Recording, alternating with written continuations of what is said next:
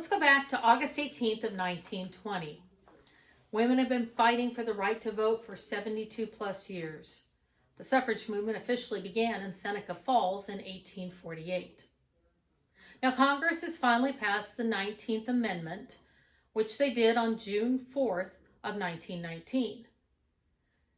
Illinois, Michigan, and Wisconsin were the first three states to ratify the 19th Amendment on June 10th of 1919.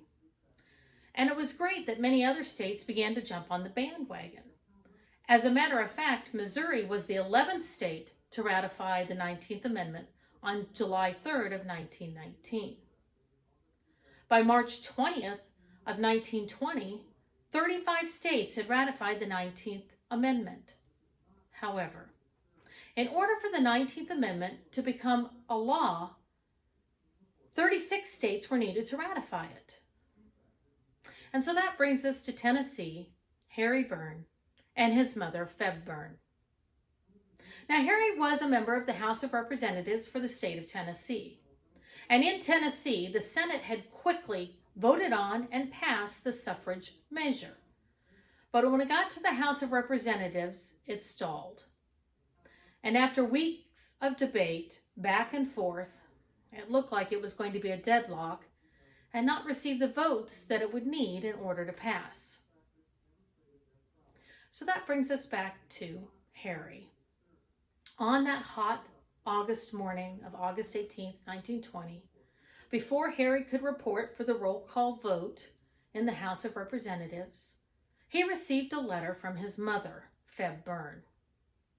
And you should never underestimate the power of mothers.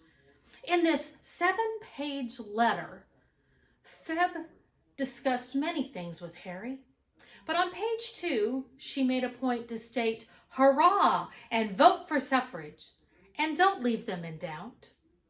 And on page 6 of the letter, she implores Harry, "Don't forget to be a good boy and support Mrs. Thomas Cat and her rats."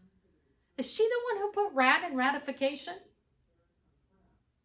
So on that hot August morning, Harry reported for roll call vote.